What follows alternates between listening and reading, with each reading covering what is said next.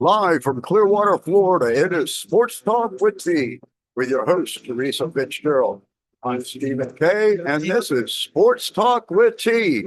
Hey, T. Hi, Steve. How we doing today? So far, so good. Yeah, we got live F1 action going on. Their Spanish Grand Prix this morning. They were on lap 40 something when we just checked a few minutes ago. Right, let's check in with them real quick here, Yeah. see what's going on. Speed corners on this track and all go to the right hand side. So your neck is done. You just let it hang towards the outside of the cockpit. And you're at the end of a triple header as well. Third race in 3 weeks. Yep. Yeah, So the that- European leg of So, the series. The adrenaline. European leg, they Yeah, wrapping away. Imola, Monaco, and Big. now Barcelona. Oh, it's not yet. Very, So, very yep. handy result. Maybe the agony goes away just a little bit. Well, Right let's side. So we look down to the pit lane once again. Fernando Alonso thinking what should be his. we'll check back in with it again. Yeah. You know what I found out, we'll talk about it a little bit more. But next year, the rules change. That's why all these teams are moving around. They really don't care what's going on. Yep. And I got low volume. Anyway. Low volume. And so it's gonna be different. Yeah. It's like all the new rules for the cars, new rule. I mean, it's got to be a whole new Formula One. The way it sounds, I imagine the cars are going to look pretty much the same, Right. but the rules are going to be completely different.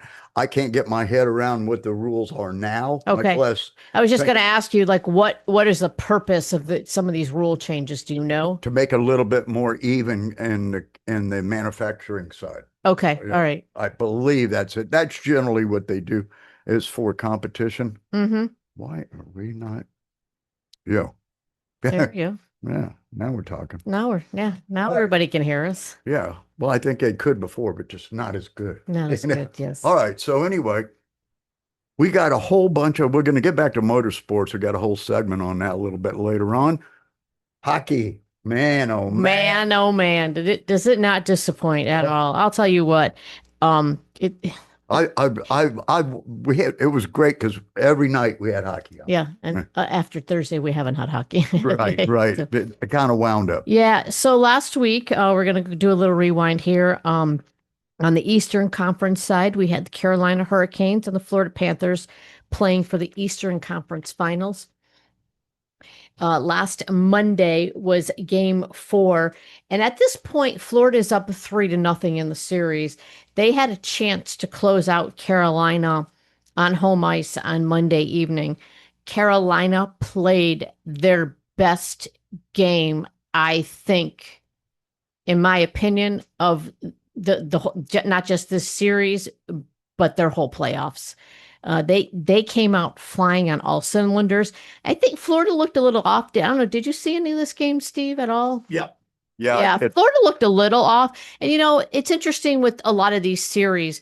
They always say game 4 is the hardest game to win. And and that is true because you're trying to close out a series and get ready for the next one because obviously you do 4 series in the Stanley Cup playoffs. You have to win 16 games to win the Stanley Cup. So it's the hardest trophy, in my opinion, of all the leagues to win. So game 4 down in Sunrise, Florida, the Logan Stankoven scored the opening goal. And this goal gave Carolina their first lead in the series, which is crazy to think that they haven't even led in this series at all. I know. Yeah. And everybody thought It's a very good team. They really are. Everybody thought that the Canes were going to kill them. All know right. what I mean? I And think the Canes were going to win only for maybe the fatigue part, and they could handle the physicality of Florida. Right. That's the reason why but I thought it was going 6 or 7 games. I didn't think this was going to happen with the Florida Panthers going up 3-0. Yeah. I mean, they just steamrolled Carolina. Well, they did. They just came in and just muscled them. Right. You know what I mean? Yeah. And, and I've used this word before. Florida's been bullying Carolina. And when I mean bullying, I mean they're taking those extra, shots Yep. after the whistle's been blown. And that's the thing. And Carolina just haven't had a response. And I heard someone talking yesterday about Carolina and their top 6 forwards, how they're just a little bit smaller than Florida. Yeah. And this is why the physicality of the series is Florida's winning that battle. Yeah. And it makes a huge difference when you're getting hit a lot. We saw it when they played the Lightning that the physicality was just unbelievable. Yeah, you know because what I mean? And when they went up and the Hurricanes are a fairly young team, aren't they? yes, they are. And they So- they definitely are a young team. Yeah. So they've got a lot of runway here to do something in the next couple of years. All right. So Logan Stankoven got the scoring goal going. Like I said, it was Carolina's first lead of the series. Sebastian Aho and Jordan Stahl added empty net goals to seal the win. So Carolina, a decisive 3-0 win over the Panthers in Game 4. Yeah. Frederick Anderson made 20 saves. It was interesting because after the game, they were interviewing Paul Maurice, and his comment was, "I didn't like the last 2 goals." All right, it's kind of funny because they were empty netters because Bukowski wasn't even in net, folks. Well, what's there to even talk about there? Yeah. You know what I mean? Well, he didn't want to talk about the game, so he just Yeah. made that comment up. Yeah. And this also, and this is I did not know this stat. This is the first conference win for the Hurricanes since 2006 when they won the Stanley Cup, Steve. Wow. They've been on a 15-game losing streak in the 3rd round of the playoffs. Wow. That's not a good stat. No, that's not a good Yeah. stat. There's a couple other teams in different sports venues that I can think of the same thing. Yeah, exactly. You know what I mean? Yeah. All right. So now we're going back to Raleigh. Carolina's got a little bit of, hope here that they could, at least maybe tie the series or make this a longer series in Game 5. Game 5 was on Wednesday. Yeah. Carolina went up 2-0 in the first period. And I will tell you, Florida looked shell-shocked. Sebastian Aho scored 2 goals in the first period. And Bob just looked out of sorts. All right. I don't know what happened between the first and second period, but it was a different game and a different team for Florida. Yeah. They came out and Florida responded with 3 consecutive goals in the second period. Yeah. And at that point, Carolina looked shell-shocked. They just didn't know what to do. Ultimately, Seth Jarvis did tie the game, so it did go up to 3-3. And then Carter Verhaeghe scores to make it 4-3, and then Sam Bennett added an empty net goal to make it 5-3. So Florida wins the series 4-1. They are on to their 3rd consecutive Stanley Cup final. Cool. Yeah. This is going to be great.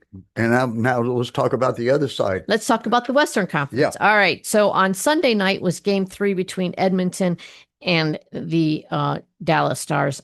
Edmonton has had their foot on the gas pedal since Game 1. They went up 3-0 in Game 1, and they ended up losing 6-3. Edmonton did. And I don't know what happened, but since then, they've decided that they're taking over the series. Edmonton ends up winning this game 6-2. And They just mauled them. They have been. Like I said, they put their foot on that gas pedal and they just haven't let up. And then I remember in the beginning of the season, you kind of picked Dallas to be Dallas was one of my teams that I thought would be they're in the Final Four. I thought they ultimately could go to the Stanley Cup final. They're right now, Edmonton's just clicking on all cylinders. So after Sunday, Edmonton led the series 2-1. Tuesday night's game is also in Dallas. So we had 2 games in Dallas. And Leon Draisaitl opened up the scoring on a power play goal in the first period. Jason Robertson ties the game for Dallas to give them a little bit of hope. Then Corey Perry responded with another goal for Edmonton, give them a 2-1 lead. And they just never relinquished the lead after that. Kapanen scored, and Adam Henrique added an empty net goal in the final minutes. Stuart Skinner made 28 saves in this playoff performance. So the Oilers have now won 3 straight games in the Western Conference final, and they have outscored Dallas 13-1 in that span. Yeah. So they have got 1 more win, and then they're on their way to their second consecutive Stanley Cup. though it really amazed me how young that Dallas team is. Man, Yeah. those guys look like kids compared to the They other. all look like kids I to know, me. Yeah. but Yeah. but I mean they are young, but they're going to have that's going to be a hockey team that's going to be solid in the years to come. And they've been solid too. So, we can go back in 2020 when the Lightning won their first of two cups. They beat Dallas in the finals. So Dallas has been there, and ultimately all along, but they just haven't been able to get they haven't been able to close out the deal, basically. Right. All right. So Game 5, we're back up in Edmonton. Yeah, Corey Perry and Matthias Janmark score in the first 7 minutes. So basically, what happened, Steve? I don't know if you've seen any of this game. Corey Perry's shot was shot one. Mm-hmm. Jake Ottinger lets it in. Matthias Janmark's is shot two. Yeah. Ottinger lets it in. Pete DeBoer, the coach of the Dallas, he pulled Ottinger. He pulled a goalie. Yeah. I just couldn't Well, believe there's only 2 shots, 2 goals. I mean, Yeah, that's yeah. not You got to shake up your team. that's You not got to a do good something. Yeah. Jeff Skinner gets a goal to extend the lead to 3-0. That was his first career playoff goals, and mind you, he's been in the league for almost 12 years now. He's got 1,000 games under his belt, and this is his first, Stanley Cup Right. playoff goal. It's crazy. It'll be great. Yep. All right. So Rope Hintz and Jason Robertson both responded for the Dallas Stars, cutting the lead to 3-2. And then Connor McDavid scored the game-winning goal on an absolute unbelievable goal on a breakaway. They clocked him. Sportsnet did. That's the channel that I watch my hockey on. They clocked him at going almost 22 miles an hour on that breakaway goal. But it was so cool. I mean, I love breakaway goals. And Connor McDavid is just an unbelievable hockey player. He really is. Evander Kane and Kasper Kapanen sealed the deal with 2 third-period goals. 1 each, and so the Edmonton Oilers end up winning 6-3. So this will be the first time since 2008, 2009, where the Detroit Red Wings and the Pittsburgh Penguins, they both went back to back in those years. 2008, Detroit won the cup, and then 2009, Pittsburgh won a cup too. So this is the first time since 2008, 2009, we have the same 2 teams going back to the final. So it's a rematch. And last year it went to 7 games. Ultimately, we knew that Florida won their first cup in their history. So this ought to be this is going to be fun. Right now, Florida's record going into the playoffs right now is 12-5. Edmonton is 12-4. So they've only played 1 fewer game. So, everything is, so even. It's crazy. Yeah. The top scorers on each team, Sam Bennett for the Florida Panthers. He has 10 goals and 6 assists. Wow. Connor McDavid on the Edmonton side, he has 5 goals and 18 assists. Wow. Yeah. Not only is he mad tough and beat you up, he could score. And he can pass. Yeah. He really can. Yeah. On the goaltending side, pretty even for the goalies. Your goalie for the Florida Panthers is Sergei Bobrovsky at a 2.11 GAA and a 9.912 save percentage. And he's got 3 shutouts. Stuart Skinner's got a 2.35 GAA and a 0.918 save percentage. So they're pretty even right now. And it's going to be this is going to be a good series. I'll tell you what, I can see, what do you call it? It go into 7 games for this series. Right. It really could. Right. Yeah, because these guys are pretty evenly matched. Mm-hmm. Yep. Yeah. And they've played each other they know each other. They know each other from last year. Now this year, because of the way the schedule goes, if you're on the east side, you play the west team twice, 1 on the road and 1 at home. Mm-hmm. For this year, for the regular season, Florida beat Edmonton both in Sunrise and up in Edmonton. Both times. But one game was 6-5, the other one was 4-3. Yeah, so they're close. So the margin of error there is really, really close there. Yeah. It's going to be a fun series. Now that series, folks, doesn't start until Wednesday, the June 4th. I think there's That's a little bit too much time. Well, in doing a little bit of research, I found out, they wanted to give the teams a couple days to rest. You have to have a media day, so there's that. And then, there's a lot of travel involved, but I mean, they're on private jets. They're not going through the terminal like you and I are. Yeah. I mean, They I do get the travel. They do travel. This is the longest Airplane. miles wise for the Stanley Cup final. Okay. And I don't know the number off the top of my head, but I will get And that. they got to go back and forth. Well, yeah. that. Well, you think about it, it's going diagonal from Miami or Fort Lauderdale all the way up to Edmonton. Where is it? Right. Alberta? Yeah. So, but it's, I mean, you're on a private jet, Steve. It's, you're Well, catered. still 6 hours, 7 hours. Yeah. What else you got to do? Yeah. Not like you and I got real jobs. You got to, take time off and Yeah. go travel. And then go. You got a real job. I Well, mean, this is, yeah. I don't know if this is a job. Yeah, I hear you. Anyway, so this will be the second consecutive year that they meet in the Stanley Cup final. The Oilers are aiming to end Canada's Stanley Cup drought, which dates back to 1993 when the Montreal Canadiens last won the cup for the Canada.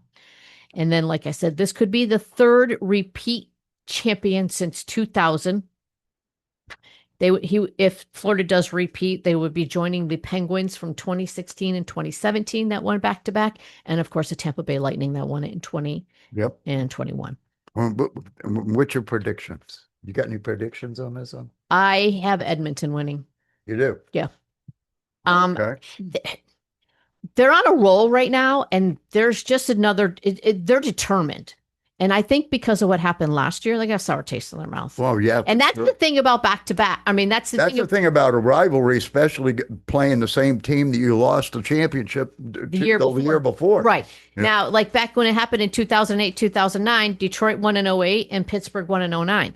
So it's really hard to beat the same team twice. Now, each team is a little bit different too, because they've all lost, different players. I heard between the two teams from last Stanley Cup final, between the two of them, they've lost 13 players.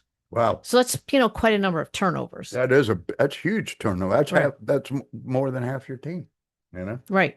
So I'm not sure what the numbers is. And especially trying to put that package back together and see how things gel. Right, You know what exactly. I mean? Yeah. That's the unknown. And I'll tell you, Edmonton did not start off good at all. Like you talk about a Stanley Cup hangover, they had it. Yeah. They really did. Yeah. But they've gotten better. Like I said, they've gotten better. I mean, right now, they're 12-4 in the playoffs. They let Dallas win the first game because they went up 3-0 in game one, and they just kind of sat back. Yeah. Yeah. I have a feeling. I think you're right. I think Edmonton will probably because of the history. And Bobrovsky. Lately, you don't know which one's going to show up. You know what I mean? And it's shocking. Okay, but now you got Stuart Skinner. All right. I follow hockey, so Yeah. I know who he is. Yeah, I know who Skinner is. Yeah, only because I make you watch it. No, I know. because you watch hockey now. But the average fan that's probably going to be tuning in that probably doesn't watch hockey as much as you and I do, they're going to be like, "Who's this goalie?" Yeah. So it's going to be, and this will be interesting to see how he does. The only reason I know from him was from the Four Nations. Wasn't he in the Four Nations? Yeah. Yes, because it was Because it was There was Ottinger. some big deal. I remember Skinner in the Four Nations, and he did something big. I forget what it was. Well, they won it. No, I know they won it, but I mean, he made some incredible Incredible saves. Yeah. Yes. Okay. And just to let you know, in the Four Nations, it was Stuart Skinner against Jake Ottinger Yeah. for the U.S. for So Jake Ottinger. that's going. Well, they had it in the last round, Yeah. and once again, Stuart Skinner beat Jake Ottinger. And it was interesting too because when I was watching NHL Network after Edmonton had won, and Dallas pulled Jake Ottinger, the first question was, well, what does USA Hockey do for the Olympics now? Yeah. I'm like, all right, we got a few months to think about that, but Well, it's a that's good question. Now they're letting them play, right? True. For the Olympics, you're going to be able to let the pros in. Oh, yes, they're going to be in. Yeah. This is why, and also over in Sweden this past week, United States won the World Championships, and this is why a lot of the high level guys, like you saw Sidney Crosby and a Nathan McKinnon playing for Team Canada in this World championship. Now, this happens every year, and it happens in May. Now, a lot of times these guys don't go over after their season's done. They just take the summer off or whatever. But a lot of these higher quality guys wanted to get the extra time in because this was the a tune up to the Olympics. So you saw a lot more high end guys in there. But congratulations to Team USA, who actually won gold. And this was their first gold since like 1920 something in the World Championship. So that was pretty cool. Yeah. Yeah, that was excellent. All righty. Well, we'll see on Wednesday and see how it goes. Yeah, you know what? Because I'm used to it every night. When they said they're going to wait till Wednesday to play, I'm going, what? Okay. I got to wait a week? Yeah, you got to wait a week. And the reason is travel. You got to have media day. And because all the hoopla. And also because of the relationship that Gary Bettman has with the NBA. Bettman actually used to work for the NBA before he became commissioner of the NHL. Okay. So they're waiting for them to get over with. No, they're not playing on the same nights. Okay. So they made sure that their schedules were offsetting. So that's why they're working with each other, and which I think is a good idea. Well, it's over now because of this. The Pacers won it all last night. No, the Pacers won the Eastern Conference. They have to play Oklahoma in the finals. That was the whole thing. I thought it was. That's how much I've been following it. No, I thought it was all over with. No, that was just the Knicks. No, they're the same schedule almost as hockey right now. So I was hearing. Pardon me. Thank God I got you. Tell me. Yeah. So they still have their finals. So they're playing Oklahoma now. If the NHL goes 7 games, their game 7 will be on June 20th. If the NBA goes 7 games, their game 7 would be on June 21st. So they are working with each other, so they're not playing on the same night. So this is why there's going to be some gaps in the schedule for the NBA and the NHL. Right. So they're working together, which is a good thing. Well, see, I was faked out because I was half watching it. We had a whole bunch of stuff going on in the studio last night, and and then I saw him bring out this great big trophy, and everybody, and I knew it was a big thing between them and the Knicks and the Pacers. The NHL on the east side. Yeah, that's right. They bring out the Prince of Wales trophy or the Clarence Cam. Whatever. No, not the President's Trophy. That is in Winnipeg. Yeah. And where are they? They're playing golf. Okay. Don't bring that out. Don't bring that up. That's a kiss of death. Absolutely. All right, where are we at on time here, man? I don't even have a clock up. We're just. I think it's time for a break. I think it's time for a break. Let's go. We'll be back. Okay. They all having a good time out there. Did you want to stretch it? Slinky fat. Now I'm doing shows and you slinky. I know what you're thinking. You're thinking that you can outthink me, but you can't slinky. I'm out for the bench. She's Frankie. Oh, Stretching white me on. here we are. Yes, here we are. Here we are. Who got the keys to the world? You're listening to Sports Talk with T. With Teresa Fitzgerald, I'm Stephen K, and this is Sports Talk with T. I'll tell you what.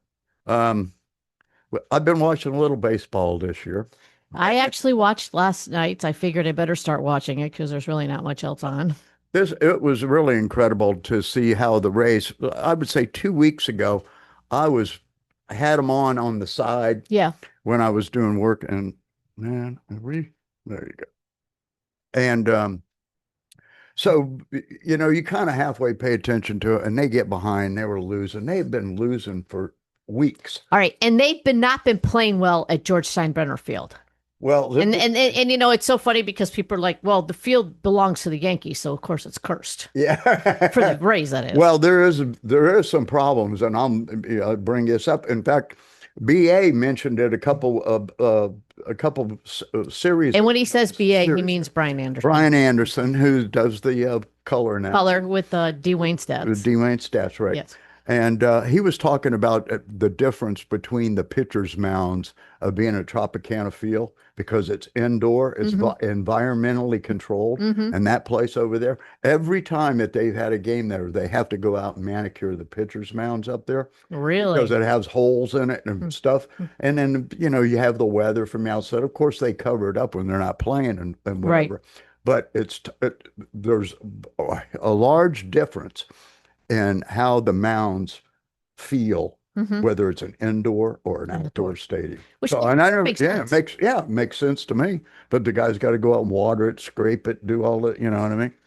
but that was amazing. But last night or yesterday, and I will say this, they were just a couple games below 500, and they've been sitting there for a while. Mm-hmm. They have started to play, and they were in fourth place. Now they're knocking on the door for first place against the Yankees. Yep. Unbelievable. Yeah, how absolutely. they've made a comeback. We got a bit of action from Spectrum Sports Bay News 9 from last night's game, and this was incredible. Check it out. Explosion in Houston, but first, a little defense. Jake Mangum, the diving catching center on the sinking liner off the bat of last night's hero, Yanier Diaz. Takes a moment to catch his breath, tops a 4, tied at 3. Junior Caminero, one of 2 home runs on the afternoon for him. Career high 4-hit day to go along with 5 ribbies. Rays lead 4-3. Tampa Bay, in fact, had a season-high 18 hits. Brandon Lowe's doubled down the right field line, extended his hitting streak to 13 games. That scored Jose Caballero, one of 6 runs in the 7th. Later in the inning, Mangum gets in on the action. His first major league home run, making it 9-3. Great memory for the 29-year-old rookie and for mom, dad, the entire family. Zach Littell actually pitched a complete game to get the win. First Tampa Bay pitcher to do that, folks, in 4 years. Rays pick up their 9th victory in their last 11 games, 16-3 the final. That was an amazing performance by Littell. Yeah, it was. And and we were talking about it before we got on air because Kevin Cash doesn't like to leave pitchers in. Yeah. He don't want to wear them out. Well, not even that. He runs the team by analytics. Right. And this is where he gets him. I do believe in the playoffs, you get in trouble with him. You get in that's right. Especially when they were playing the Dodgers a few years ago, and he pulled Blake Snell when he shouldn't have. But that's a whole nother conversation. Because of analytics. Analytics, yes. You know what I mean? And what they're talking about there when they say analytics, they're getting computer printouts. Yeah. Of what are the percentages? This guy does this or does that, or farts in church next Sunday or whatever. You know what I mean? To me, that's the old time baseball players do not like it. All right. I'm not an old time baseball person. I don't like it because I think sometimes in sports, you think too much. It's you right. You got to go for the feel of the game. I mean, if you see like, and the game that I'm specifically talking about was in the World Series was what, 4 years ago, maybe, was it, Steve? Yeah. Blake Snell was pitching almost a perfect game. And he pulled him. Yeah. Why? As long as he's throwing good. And what was amazing about Littell last night was you see his 9th inning, and he's using up, he's using up his arm. I think he threw 119 pitches at this point. And that's a bit much. And that's tough. You're right. But his last pitch was a slider. I mean, a curveball. That was a strike, right? Dead nut strike on the last pitch of the game, in the game, right? So he wasn't tired; he still had something left, right? Exactly. So I'm glad he left him in because he was actually, he pitched a great game. Yeah. So right now, Tampa Bay is 5.5 games behind the Yankees. The Yankees are out west playing the Dodgers.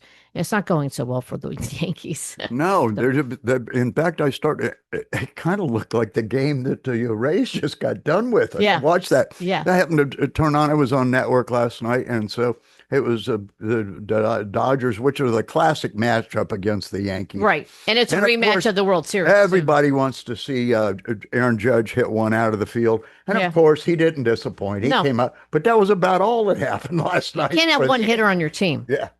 Yeah, well, you know what I mean? Soto's out. He's injured. They got some pitching injuries. So they're hurting right now. They started out like a fireball, where like the Rays started out kind of flat, not so good. Yeah. Now they're coming on. You remember last season, the Rays started out like a fireball. Yeah, they ended like a 13-game win streak. And all the air went out of the balloon. Yeah, exactly. You know what I mean? But I think they've got it turned around this year to maybe they might be in the right phase. Mm-hmm. We'll see. We'll see, but it's hard to compete with all these other teams. On the road for a while. Major League Baseball, what they did was, why is it zooming in? I guess I got a button over here. I don't know what I'm. All right, we're recording this for YouTube, folks, and just to let you know, it just zoomed in on me, which is weird when you see this. It's all right. It'll zoom back. There you go. Bye. But I'm melting. I'm melting. I'm fading away. Oh boy. Yes, we have this much fun. Well, that's what it's all about. You know what I mean? As I was saying, MLB had a lot of Rays games at home to start the season because of the rainy season, because we're not playing in a dome this year. So they were trying to get in a lot of games. I only think they've put the tarp on twice over at Steinbrenner Field. Yeah, you'd think it's time, but we really haven't gotten in the race. We just started. Yeah, I it mean, just started drizzling yeah, yesterday. yeah, yesterday, but they've been on the road, so it'd be all Yeah. right. So, yeah, so I think, hey, the Rays are starting to click, and that's what you want. Brandon Lau came back from injury, so he gave them a smart. He hit it. I watched. I think it was the sixth inning. Yeah, it was the sixth inning yesterday. He hit a two-run homer. I mean, yeah, obviously. I mean, Houston's a good team. Yeah. But, Tampa's got a better team right now. Yeah, well, we'll see. They wrap it up today. It was a 4-game series. They wrap it up today, and we'll see how it shakes out. Yeah. Right now, they're ahead in the series, and they're climbing in the ratings. It's going to be good. Yeah, they're second in the AL East right now. Like I said, they're 5.5 games behind the Yankees. Hey, that's a good place to be. Yep. That's a good place to be, especially if you're healthy and the other teams are kind of getting beat up now. Right. But now you want to make sure you're healthy towards the end of the season going into playoffs. You don't want to limp into playoffs. Now, I want to say, mention something that the Rays did the other day that kind of shocked me. What's that? Well, they sent Chandler Simpson to Durham. Yeah, to that's play. going over well with the But media. With the media. Well, and also with me, because he was one of the fastest guys on the team. Right. And he had more, just about as much stolen bases as Cabrera. Really? And so they traded so they could make room for Mangum to come back in. Yes. Yeah. And so when Mangum come back in his first game, well, he went up, and his family was there last night, and they hit a home run. So God bless. So it worked out okay. It worked out okay so far. Right. And he's a good outfielder, no doubt about it. He can play all 3 positions out there. Right. But the speed that Simpson had, I hope he ends up coming back. I kind of hate to see those guys get sent back. Yeah, Mark Topkin from Tampa Bay Times he put a column. He wrote a nice column about him the other day. Yeah, he says he thinks he'll be back sooner rather than later. Yeah. So, but they just had to make space. You gotta make roster moves, and sometimes you have to make a roster move that's not particularly but the public doesn't like. But you got to do what's right for the team. And Mangum was a rookie that was injured, and he was on IR. So they had, here we go. Here we go. But it's good that these guys have a good crew to pick from. I mean, they're not the most expensive guys. They're not the best guys in the world, but they got heart, and that's what it's all about. When you play absolutely. baseball. Yeah, absolutely. And Evan Longoria, they are retiring his number next Saturday, I do believe. Yep. He put a nice thank you note in the Tampa Bay Times today for the fans, which was really cool. He does live in the area. I think his wife is actually from here also, but they have moved back. Right. Yeah, he's from California though. Originally he is, but he's there. All right. So do you want to talk golf before we take a break? Yep. Well, let's talk golf real quick. Okay. So last week was Charles Schwab Invitational over at Colonial Country Club in Fort Worth. Ben Griffin ended up winning at 12 under. Matthew Schmid came in at 11 under, and Bud Cauley came in at 9 under, and Tommy Fleetwood 8 under. Scotty Scheffler also finished at 8 under. He just couldn't get his swing going last week. Yep. Now this week we're up in Dublin, Ohio for the Memorial at Muirfield Village Club. Right now, Scotty Scheffler leads at 8 under. He actually yesterday, he had a bogey-free round, and he shot a 68 yesterday. Wow. Ben Griffin, who won Charles Schwab last week. Yeah, he was what a golfer. Right. He's in second place at 7 under. He had a very roller coaster round yesterday. Yep. He actually had 4 consecutive bogeys. You don't want to do that. I mean, especially if you're playing against Scotty Scheffler. No, he just gave it all away when he had all these birdies, and then he gave it all back. Yeah, exactly. And then Nick Taylor out of Canada, he is at 5 under right now. He struggled also. He actually shot a 2 over yesterday. So this will be your top 3 going into today. Now, this is Jack's tournament. Yep. You know, It's his hometown. this is hometown, and all the proceeds from this golf tournament go to the Children's Miracle Network Hospital that Jack is basically, he built that hospital. Yep. Yeah. So the Him and place. his wife. Yep. Yep. Mm, Yeah. yeah. So And his wife was made. I think it was an ambassador. She was made the honoree of the year for the memorial. She got the memorial award. Okay. Okay. Yeah. Yep. And the players wear yellow on the final round today. To they call it Play Yellow campaign for the Children's Miracle Network Hospital. So basically, they're going to be wearing all yellow just in support of the hospital, which is kind of cool for them to be doing things like that too. All righty. Let's take a break. When we come back, we're going to wrap it up. This is Sports Talk with T, with your host, Teresa Fitzgerald. I'm Stephen K., and this is Sports Talk with T. Okay, let's get right to it. Real quick update on the Formula One. Oscar Piastri has just won it. Who was second? Oh, it was Lando Norris and Charles Leclerc driving a Ferrari. Yes. So that's the way that shook out. All right, last week at Indianapolis, it started out, what a mayhem. The first half of the race. I know, It was yeah. an SS, you know what I mean? Yeah. It was Yeah. holy cow.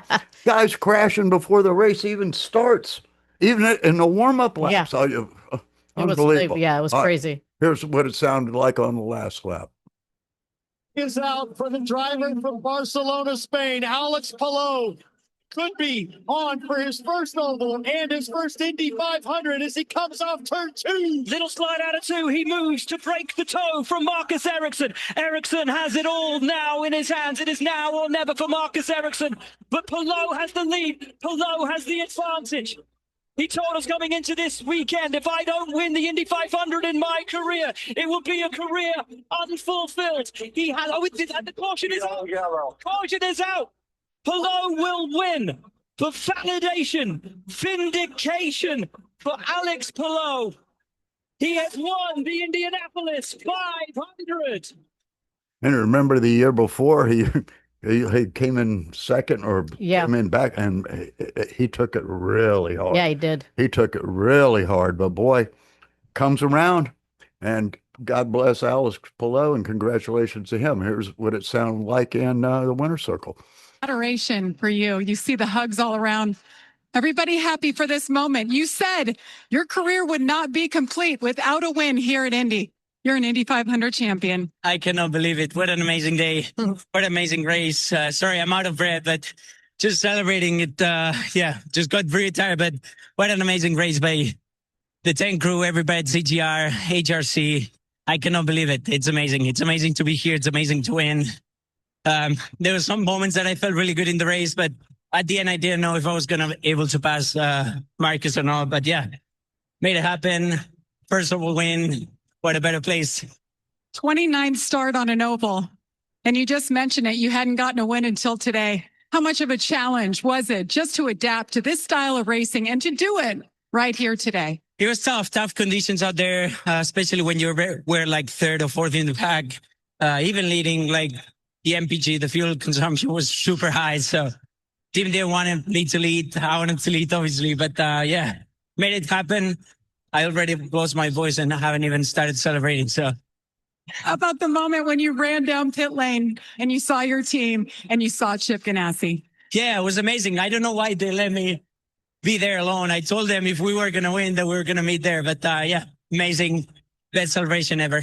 Your wife and your baby girl are waiting in victory circle for you. Thank you. Thank you for all the fans, all the support. It's amazing. Thank you so much. That's Alex Palou. He is the Indy 500 winner. Well, I'll tell you, they're going to race today in Long Beach. Yeah, 12:30. Yeah, that's on today. Patty Ward is on the pole for there. Joseph Newgarden is second, and Alex Palou is in third. You asked me who I was looking at, and Alex Palou was my one guy that I was looking at last week. So that's right. Well, that's pretty good. He was due to win. Exactly. All right. So then, Kyle Larson, he was trying to do the double, and he came over. He did the Indy 500. Oh, did he do it? Crashed out there and left early and headed to Charlotte and went to the Charlotte 600 And let's see how that worked out too, man. What a long race that was. Holy cow. Yeah, it was because I turned it on and I was like, Here's the last lap. yeah. Had 3 last lap passes in the history of the Coke 600. Chastain in front of Byron. Byron closing the gap even more off of turn 2. He's in the wall, though, just trying for everything and running out of racetrack. Into 3 and 4 for the final time. How about it? From the back to the front, Ross Chastain wins the Coca-Cola 600. Ross Chastain, watermelon guy. Watermelon. Yeah, but he's a Florida boy, and his family has a watermelon thing. Oh, So I didn't know that. every time he wins, he spikes a watermelon from the roof of the car. So Ross Chastain, He drives with the watermelon in his car. you keep one in the truck and the hauler. They got watermelons in there. They had a ton of watermelons in there because it's watermelon season. Here They should be breaking infused up. with something if he's winning. Yeah. Well, here's the interview afterwards. From worst to first. Hey, He did. He started in last place. Hey, nothing wrong with that. I got to tell you, Ross, when you started 40th today, did you think that this was even possible? Marty, I'm going to soak this in. You should. Did I? Yeah. Yes. When I left the shop last night, I went over, sat in this car for the first time. It was about 10 o'clock when I left. They worked till 2:30. They were back at 5:30 this morning. Most of them drive 30, 45 minutes home. Little shower, I think. I don't even know if they slept back there at 5:30 to get this thing ready.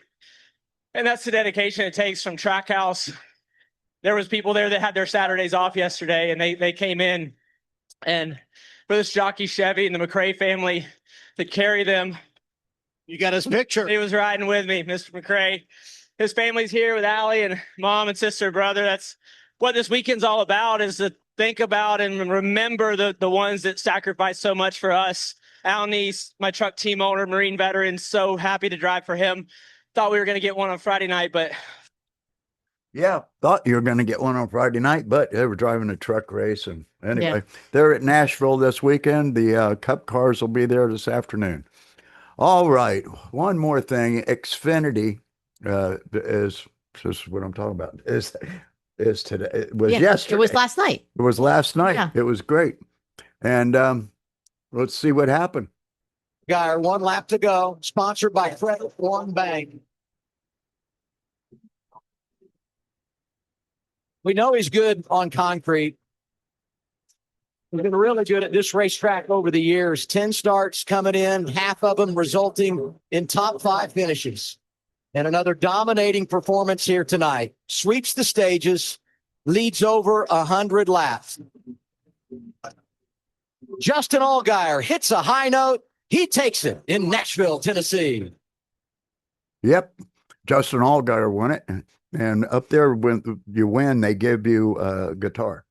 That's your. Well, as you should get one from from Nashville. But so he already had one. He has 2 daughters. The other daughter, she said, "Daddy, I want a guitar." So there you go. He went out and won them. What kind of guitar are they giving out? I'm not sure. I mean, is what it a is. Gibson? I think it is. A Martin? I mean, yeah, it's a custom-made guitar for that race. yeah, cool. So anyway, that's all right. So they're playing. The French Open is also going to do a little French Open right here. Yeah. Right now, Carlos Alcaraz, Yannick Sinner, and Djokovic, they're all still in contention for this. This goes through next weekend.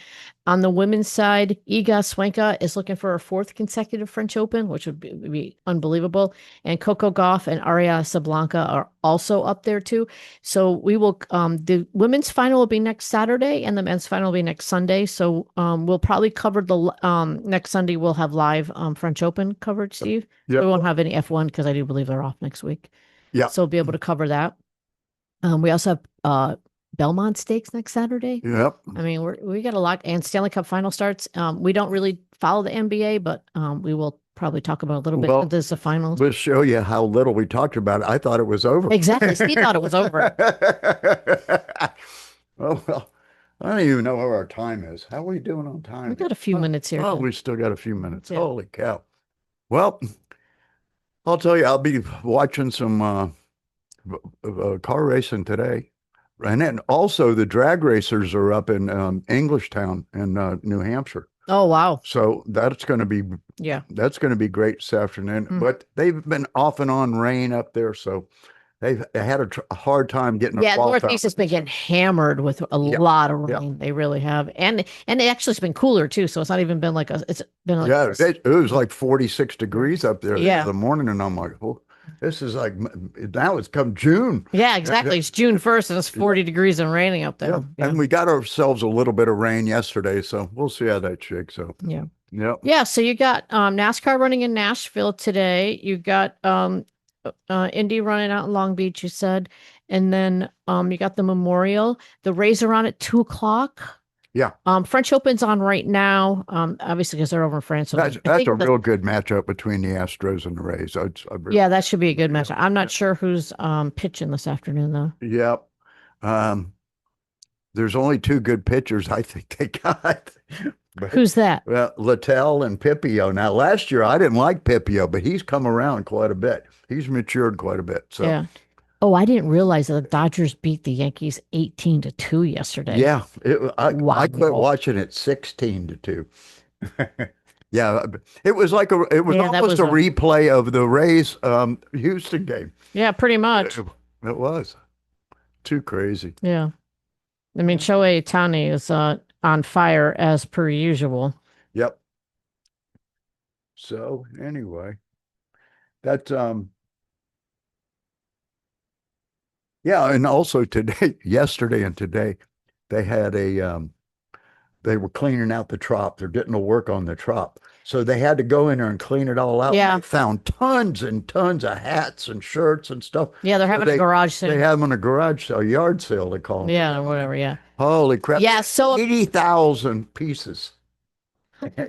God almighty. Somebody put it in a closet and locked the door, apparently. Well, they had to clean out everything. Yeah. They're finding stuff that was memorable from when they started. Yeah, so there was an article in Tampa Bay Times last week where they did finally get their permitting for the new roof. So that is supposed to be starting in the next couple weeks.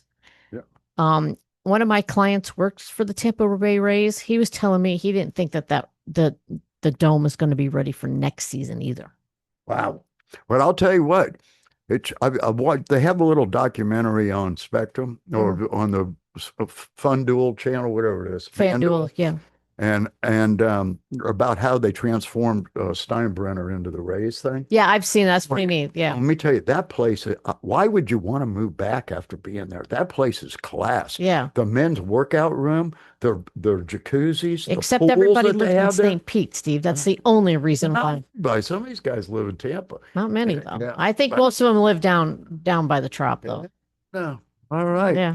So. All right, folks. We'll see you next week. All right. Have a good weekend. Oh, and you'll be in the Keys, and we'll be doing a remote show. We're going to do a remote show because we've decided that we're not skipping a week this time around.